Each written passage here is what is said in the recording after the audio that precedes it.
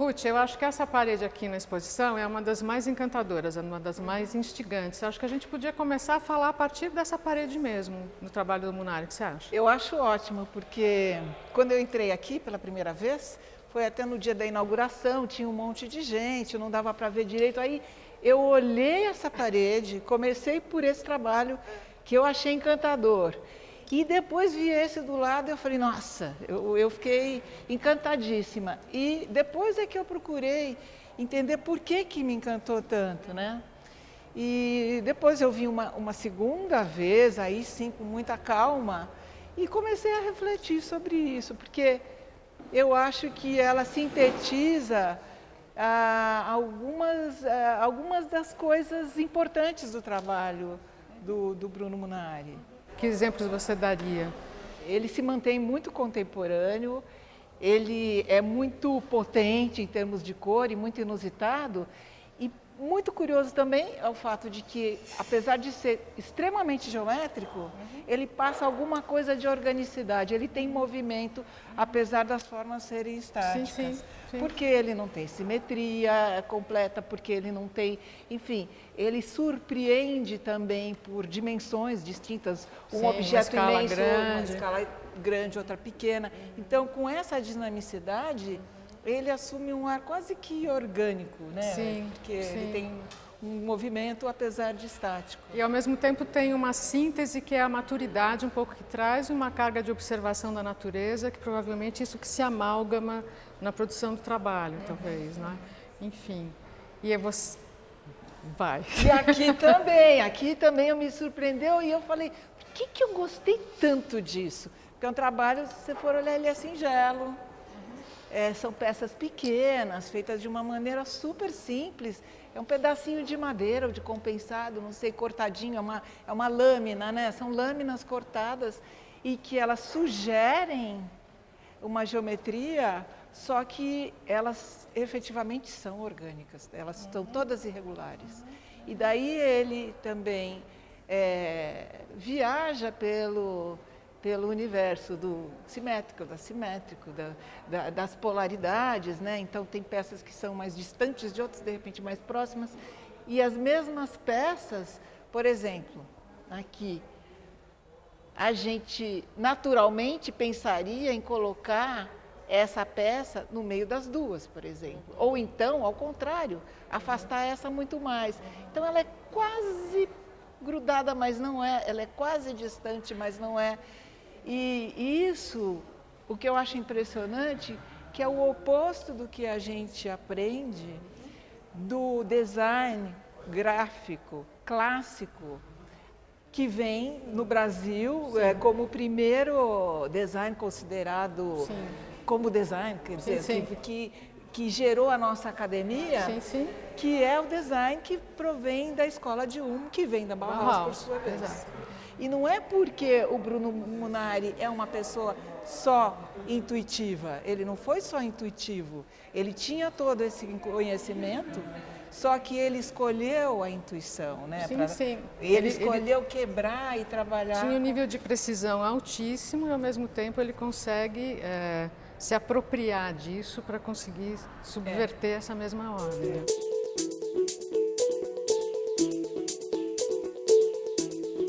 Essa aqui já está completamente orgânica, né? Assim, tem uma relação completamente orgânica, trabalha com a colagem, é isso que ele está fazendo? É isso que ele está fazendo, que a gente vê a marca da cola ali, não é isso? Mas o que mais me chama a atenção nesses 3 trabalhos da parede é a relação entre o título e a obra. Porque essa se chama Far vedere l'aria, quer dizer, mostrar o ar, né? Exato. Elas são obras um pouco mais recentes, quer dizer, não são da década de 50 e sim da década de 80. Já tem seus 35 anos, mas o que é curioso, faz ver o ar, por quê?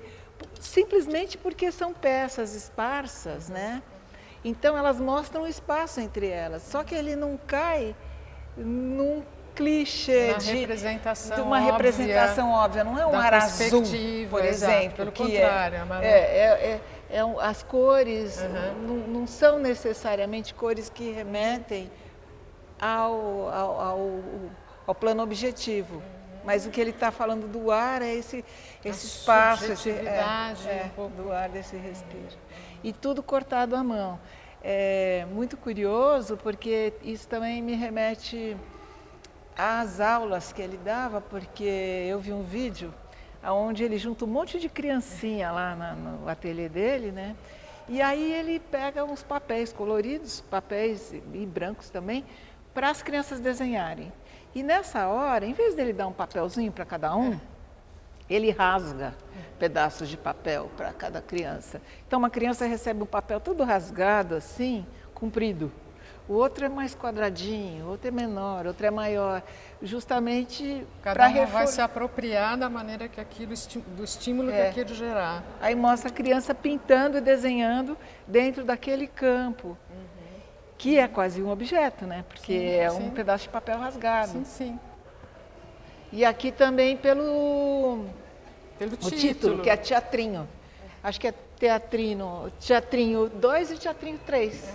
E parece um fundo de palco. Um Só que a gente não cênico sabe. Que está se pronunciando, né? Ele sempre se coloca na fronteira, né? Ele sempre vai se colocar nesse limite. A sensação que eu tenho ali também é essa questão do gesto, é a presença do corpo e da manualidade, a questão física, a prática como uma condição de conhecimento, como reconhecimento, que esse é um aspecto pedagógico, de entender que o fazer, ele produz conhecimento. Então, eu acho que tem toda uma presença também desse gesto que a gente sente. Ainda que tenha um nível de precisão no corte ou não, mas ainda você tem a presença desse corpo, né? Dessa manualidade ali, né? Acontecendo. Enfim. Tem uma questão que me faz pensar bastante, o fato da nossa geração ter passado pelo analógico e ter entrado no digital, nos traz um universo um pouco mais completo, se é que eu posso dizer isso. Quer dizer, eu vi muita dificuldade nos alunos que eu tive na execução, muitas vezes. Não porque não sabiam desenhar só, também. Às vezes é importante a gente ter menos equipamento, menos recurso técnico e saber se expressar, e saber projetar e saber pensar, né, com isso.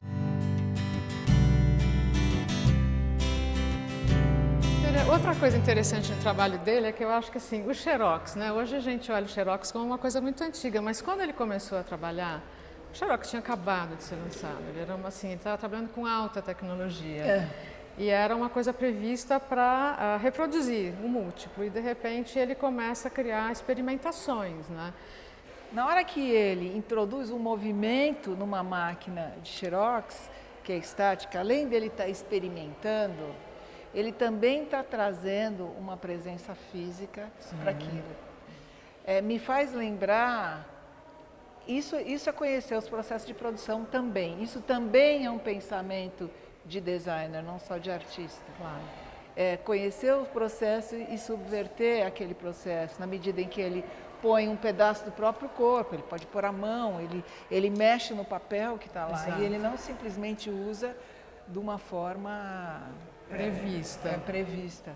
Me faz lembrar uma vez que eu vi o trabalho de uma artista, a Jaque Lerner. O jornal, se não me engano, a Folha, ela chamava artistas para fazerem uma imagem, não sei se uma vez por mês, enfim, uma imagem num caderno de domingo. E fazia uma imagem apenas. Ela foi lá ver como é que era e o que ela fez foi trazer materialidade para o jornal, porque ela mexeu no cilindro de impressão e não tinha impressão nenhuma no papel. O que tinha é o papel arranhado. Que ótimo. Então, ela entrou no processo de mexeu estruturalmente. Mexeu estruturalmente. E é o que ele faz. E tem uma compreensão muito mais aprofundada, realmente. É o que ele faz, ele mexe estruturalmente. E aí sim, também, eu acho que enriquece, quer dizer, traduz o pensamento experimental dele. Sim. Porque é muito comum se pensar em design experimental, em trabalhos experimentais em geral, como uma disciplina. Ah, isso é design experimental, isso não é design experimental. Na verdade, tudo devia ser experimental. Qualquer projeto deveria ser na medida em que ele se pretenda original. Sim, sim. Quer dizer, um bom projeto de design, um bom projeto de qualquer coisa, ele deve conter em si esse espírito experimental, né?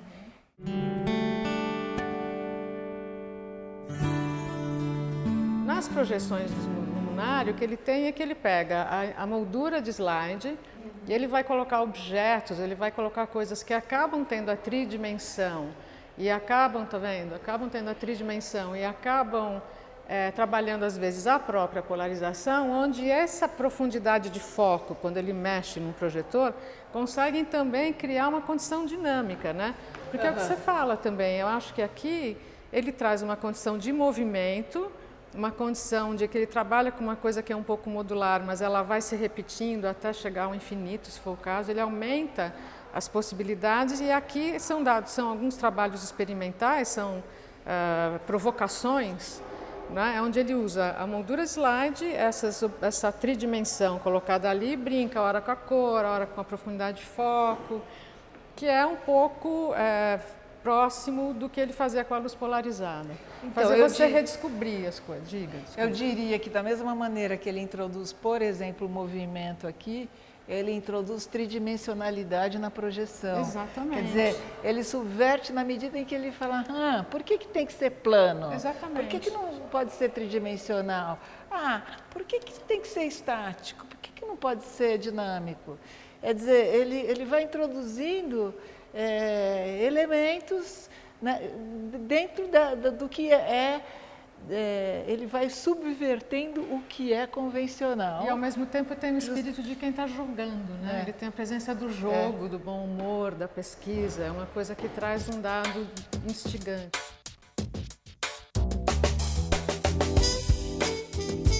Que são construções, né? Mas muito simples também, porque é um pedaço de papel, escultura de viagem, que você dobra e põe na mala, põe e personalizar o lugar em que você vai. Ao mesmo tempo me lembra muito a questão do pop-up do livro, né? Na hora que abre, aqueles livros tridimensionais. Exato. Também essa, né? Por outro lado, também essa questão que ele já pensa aqui da portabilidade, da leveza, da produção em série, provavelmente, eu não tenho informação, mas provavelmente isso possa ter sido uma série que foi produzida, né? Os flexíveis também, né? Os fios que são alguns pontos de contato, esses tensionamentos que ele cria. Essa, inclusive, eu acho que é uma obra, tem algumas que foram reproduzidas, né? Essa parece que é bem original mesmo, pelo menos a base dela, a gente vê que já tem um tempo, né? E é também, novamente, um material que não é necessariamente um material nobre, né? É o papel, né? Não é a ideia da escultura no sentido fixo, pesado, metal.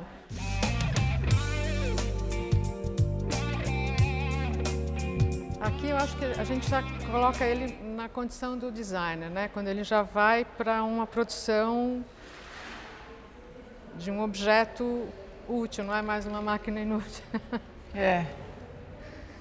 Que é o habitáculo. Também outra relação com o título, né? Que eu acho tão interessante. Estava vendo um vídeo que ele falava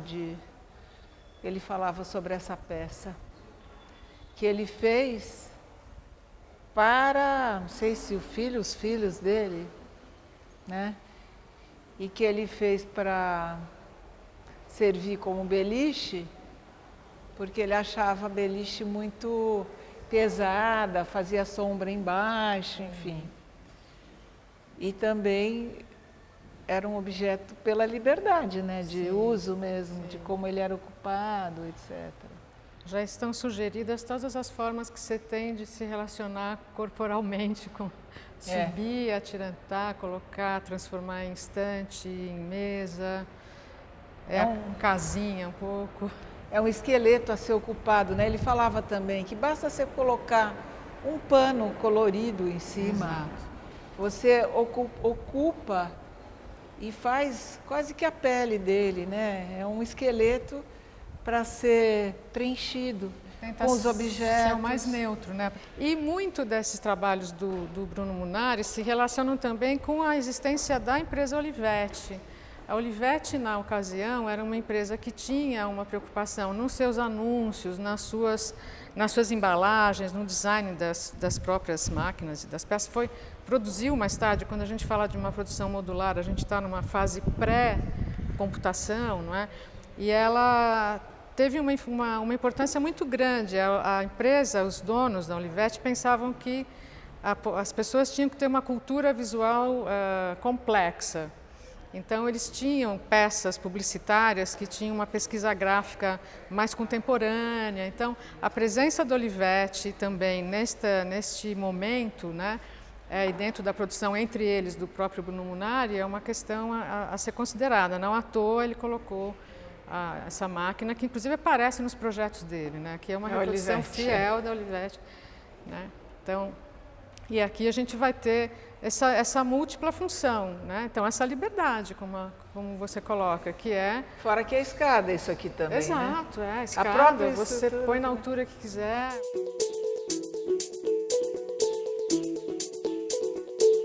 O habitáculo é uma peça produzida na década de 70. Já é uma peça com finalidade de produção industrial, então ela tem um aspecto todo modular, ela é toda montada. Ele trabalhava quando dizem, né, que quando o filho dele nasceu, ele começou a ficar muito incomodado com as publicações infantis, porque ela tinha um excesso de texto, alguma coisa que era enfadonha. Então ele vai trazer a ideia do livro-objeto, que ele chama de livros ilegíveis. Então ele tem os inúteis, os ilegíveis, né, as esculturas portáteis.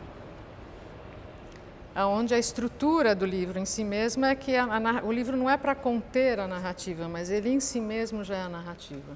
A estrutura dele, então ele vai trabalhar com a cor. Esse livro, que é com a Ruth, é genial. Que ele sintetiza alguns projetos, alguns elementos de projeto de livro infantil dele. Ele usa, por exemplo, muitas cores inusitadas. Ele parte do preto aqui em vez do branco, quando ele começa para falar da noite. Ele usa recortes, formas muito simples de desenho. Depois ele usa papéis diferentes, que tem transparência, dando camadas de leitura também. Né? Vai se sobrepondo e vai assumindo outras formas, assim como na natureza mesmo. As plantas que estão atrás, as que estão na frente, os bichos que estão numa planta, os bichos que estão em outras, né? Até que no final também ele vai falar da caverna e ele associa aí não só os materiais e as formas de representação, alguns animais, mas também ele faz referências históricas. Por exemplo, aqui ele fala que os bichos deles entraram numa caverna, que tinha dentro da caverna um urso desenhado nas paredes por homens da caverna. Aí eles viram um baú. Será que esse é o baú dos tesouros dos piratas? E aí ele está falando de história ao mesmo tempo. Daí ele abre, olha, uma cena inteira pintada realmente com referência às cavernas e às inscrições rupestres, a forma de representação. Aí ele fala de rio subterrâneo. Também faz parte de um repertório das crianças entender que tem rios que são subterrâneos e os peixes que estão lá embaixo. Olha, que a água cai cuidadosamente, ruidosamente, num redemoinho escuro, que daí... E assim se disfarçava o homem das cavernas quando ele saía para caçar. Então ele também traz noções de história, né? Os restos de um animal pré-histórico, um fóssil na barriga de peixe. Que frio será dia ou noite? Quanto tempo estamos nessa gruta misteriosa? E finalmente a saída, que é esse último buraco aqui, ó. É um livro super bonito. eu não sei se é o único, um dos únicos editados no Brasil, que por sinal não edita mais. E no final tem uma biografia, uma autobiografia. Ele fala que Bruno Munari nasceu em Milão em 1907 e lá vive. Ele mede 1,60 m e pesa um pouco mais de 50 quilos. Ou seja, ele dá até uma biografia para as crianças. Ele fala que a mulher dele é casada, a irmã da mulher é casada com o irmão dele. Ele fala que ele tem um filho que vive em outra cidade, que telefona para ele. Enfim, ele trata de assuntos que são de interesse da criança, quando ele fala da própria biografia, né? Então, e como que nasceu esse livro também para as crianças, ou seja, a criança que vai ler o livro também vai saber sobre o autor do livro. Então, tem que ser do jeito que ela, que seja de interesse dela, sim, né? Sim, claro. É isso.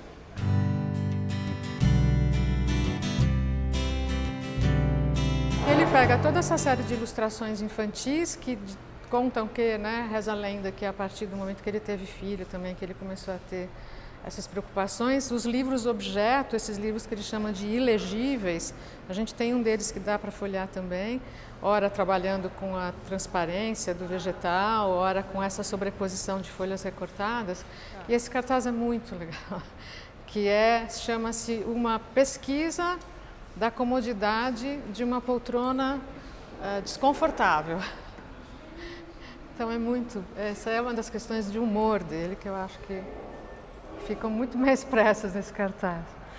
E aqui todas as experiências, né, que a gente aqui infelizmente não pode tocar, até um pouco, né?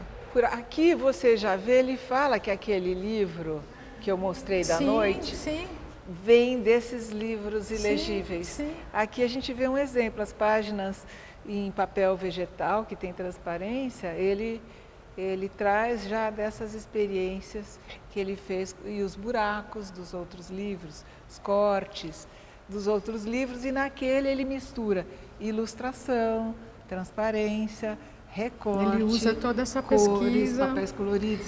Aqui o que é legal de vocês perceberem é que você tem um fio que vai conduzir desde a primeira página até a última, perfurando essa. E lembra, muitas vezes ele acaba aproximando isso da questão do quadro a quadro cinematográfico, né? De entender esse ritmo, né? Essa forma narrativa. Aqui também, os recortes. A gente também viu isso naquele livro anterior que foi mostrado.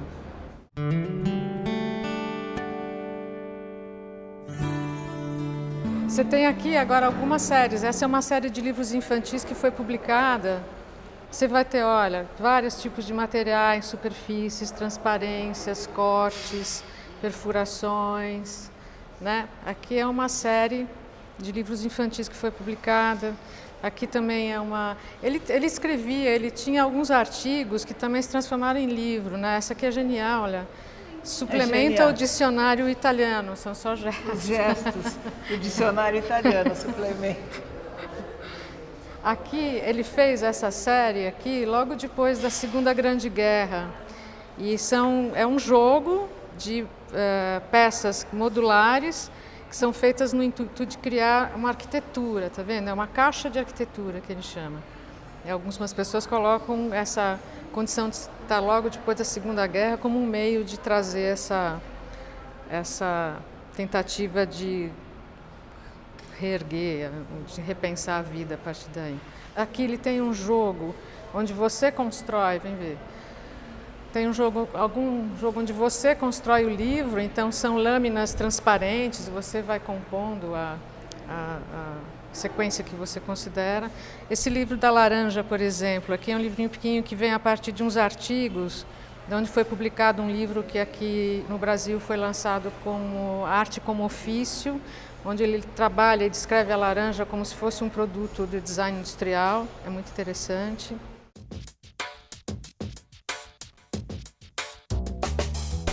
Eu queria saber de você, como é que surgiu a ideia de trazer a exposição do Bruno Munari para o Brasil? Qual a importância dela estar no Museu da Casa Brasileira? Você pode contar um pouquinho também? Sim. A ideia, na verdade, surgiu de uma parceria do Museu da Casa Brasileira com o Instituto Italiano de Cultura, que o atual diretor ele tinha um contato com esse curador, que é o Roberto Salvadori, que é um historiador da arte, grande conhecedor da obra do Bruno Munari, e teve acesso a uma coleção, que é todo esse material que está exposto aqui vem de uma coleção privada que fica na Itália, principalmente em Milão. E a ideia foi trazer justamente um recorte dessa coleção que é bem ampla, que pudesse dar conta da trajetória dele dos anos 30 até o fim da carreira dele, dos anos 90.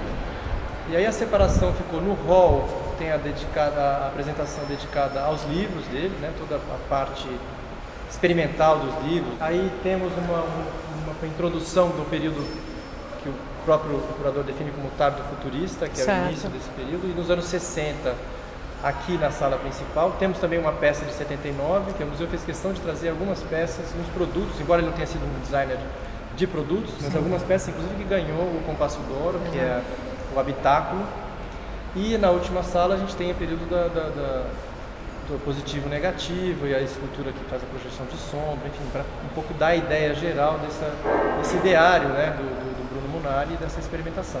Para o museu é muito importante pontuar um aspecto fundamental da atuação do Munari, que foi uma intervenção crítica no processo criativo do design. Eu acho que umas reflexões muito profundas que, para o nosso caso, cabe pontuar essa aproximação do campo da arte e o campo do design, mas de uma maneira extremamente profunda e intrínseca, que é um pouco diferente do que hoje em dia tem se aprendido do design arte ou peças únicas que são exclusivas para vender em galeria, que isso muitas vezes, na verdade, trabalha aspectos formais e formalistas de agregar componentes que não tem nada a ver com o processo de reflexão profunda sobre a elaboração da existência, da razão de ser do próprio campo do design.